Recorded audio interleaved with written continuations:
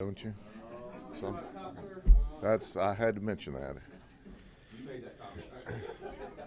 Do what? Yes. Thank you, ladies and gentlemen, for being with us today. I'm going to give you a set of circumstances and information, and separate from that, then I'm going to tell you what we're concerned about in addition to the instant event. Picture yourself, it's about 6:30 in the morning on the old Lake Wilson Road up in the northeast area of the county near the Osceola-Orange County line.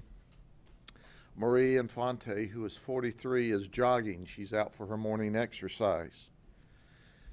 A truck being driven by Frederick Whitten, who is a white male, 58 years of age, is driving down the road. He drives past her. He says he went to the construction site.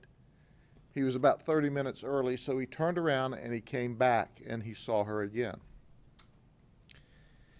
He said that he hit her. It was an accident. He reached down to pick up his cup of coffee and he hit the victim doing about 35 to 45 miles an hour. He immediately stopped. He walked toward our victim, Maria, who is now setting up. She is now screaming for help. By the way, she only speaks Spanish, but she is screaming for help. And this screaming goes on for about 5 minutes. So once he sees that she's there, he said he went back to the phone, back to his truck to pick up his cell phone so that he could dial 911 to get her help. But a hammer fell out on the ground. So he picked the hammer up. He goes back to her where she's sitting, obviously injured, sits down on her legs and begins to try to hit her in the head with the hammer. Her screaming goes on. She grabbed the hammer with both hands and she's fighting with him, and she says he's actually hitting me in the head. However, my hands are hitting my head as opposed to the hammer. She wrestles the hammer away from him and throws it down. She's fighting with him. He, during this time, she understands some English, keeps hearing him say something about, "I'm sorry, I'm sorry, I'm sorry." And then he grabs her by the throat and starts to choke her. And he chokes her, and he chokes her, and now he's got her down on the ground on her back. She said she pretended to pass out, hoping he would leave her alone. When he didn't, she fought again, and she began to scratch him and fight with him and scream and holler. About this time, people from the different houses, one man in particular looks at his wife and says, "I think someone's being raped." And he runs out of the house. A witness stops, apparently driving a red pickup truck, while he's on top of her, choking her and pushing her along the ground towards some weeds. Other witnesses start to stop, and whoever this person is in the red truck leaves without talking to us or us knowing who he is. I'll talk more about that in a second because we need him. As soon as other people are there, she's trying to communicate, but she's speaking in Spanish only. People are dialing 911, thinking it's a hit and a crash, just a vehicle crash. She gets up, limps to the truck, and pulls his keys out of the truck to keep him from leaving. She's telling people in Spanish, "Don't let him leave, don't let him leave." And when that doesn't work, she takes control of the situation. She takes the keys out of his vehicle and throws them down. Of course, law enforcement people arrive, as well as neighbors. We take her to the hospital. We learn that she's got a fractured leg, as well as she's skin up. She starts to roll this story out to us. We get our detectives involved in it, and we determine that, well, if he hit her at 35 to 45 miles an hour, she should be dead or at best severely injured. If he hit her at 35 or 45 miles an hour, then there should be damage to his vehicle. We saw none. We are sure that he stalked her, that he followed her, that he bumped her off of the road with the car based upon the evidence we have at this time. And subsequent to that, took a hammer out there to take control of her. In his own terminology, I got my butt beat by a woman. But what Maria did was fought back. And we believe that's why she's alive today. Now that on its face is a horrific event. And his entire reason for this, as he's crying and praying, was, I was going to take her out because I didn't want to be in trouble for hit and run. I made a stupid mistake. But my intentions were to, his quote was, my intentions were to shut her up because I didn't want to be charged with hit and run, and he was leaving. Well, you can accept on face value that he hit her, he was scared, for whatever crazy and insane reason he decided to take her out, to stop her from being able to talk. Or you can look at this from the perspective we're looking at it. I want you to understand clearly that we have no empirical evidence to this point, but I have been in charge of law enforcement investigations for a lot of years, and this has all the earmarks of a serial rapist or a serial killer. Ironically, this guy is squeaky clean. At 58 years of age, he has never, ever, ever been in any trouble that we can see. But we know that when we look at the circumstances, this checks a lot of the blocks of those who try to take control of people and leave with them for either illicit purposes or to kill them. He made absolutely no statements to that effect. There was no indication from that she understood or from subsequent interviews with him.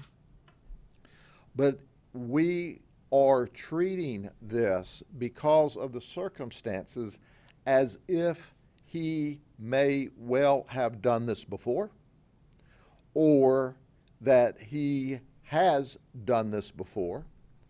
We are treating the evidence we gather, not just the instant case, which is an attempted second-degree murder, but we're looking at this to say, is there a deep, dark, secret side to this guy that's never, ever been discovered until this attack went bad? Ladies and gentlemen, we're concerned. We've got not only our detectives that initially worked the case in this, we got our special victim detectives working on this. We've got our intelligence folks working on this case. But it's important to point out a couple of things. We need to find that first witness, that very first witness that drove up in a truck. It's described also as a red pickup truck, and left when other people started to gather. We need him to come forward. We need to know what he saw. That's important. The second thing, if there are other people that drove by this particular red truck sitting on the side of the road while he was attacking Maria, we need to know that as well. Certainly, at best case, we hope he just, for whatever reason, flipped out and got scared and did what he said. But we fear that there may be a deeper, darker side based on what we see and our training and our experience of dealing with serial criminals. Information is what we need. Communication is what we need. We obviously, through our investigative databases, are plugging this guy in to see if there's any other instances, not only around the state of Florida, but throughout the nation. He is from this area. He currently lives in Haines City. He's lived in Orlando. He is from this area. But he is a frightening person. You can see the scratch marks on his face, but I truly, without any doubt, believe because Maria fought, she's alive today. Had she not fought, she would be dead today. She did exactly what she should have done. She fought and she fought and she saved her life. Any questions? How lucky is she? She saved her life. She is so fortunate that she did exactly what she should have done. She fought him and she fought him and she fought him. And what was really miraculous to us, and then after she got some other people there and she saw she wasn't by herself, she hobbled over and got the keys out of his vehicle. She was unable to communicate, don't let him leave, don't let him leave, so she took it upon herself. She hobbled over to the vehicle with a broken leg, a fractured leg, and got the keys out of his car. It's like, big boy, you're not going anyplace till the sheriff's office gets here. And we gave him his next ride. Sheriff, what kind of circles does this guy operate in? Is he like giving people that have had exposure to him to take notice and come forward? He has been in the crane, he's a crane operator. He apparently constructs cranes or puts them together on job sites, and he's done this for a long time. Apparently his family used to own a business. That's the irony of this guy that helps check one of these blocks. When you look at him, he's had 4 or 5 divorces, but when you look at his background, as I think the only things that he's ever had was operating a motor vehicle without a seatbelt. So this guy is squeaky clean as far as the system's concerned, but yet he bumps this lady off of the road. We know he didn't hit her at 35 to 45 miles an hour. He goes back to his car when he sees she's up, and he gets a hammer to come finish her off. If you bump the lady off of the road, why wouldn't you dial 911, get her help, and stay there? She's jogging parallel to the traffic on the side of the road. So he's not violated any laws. He had an accident.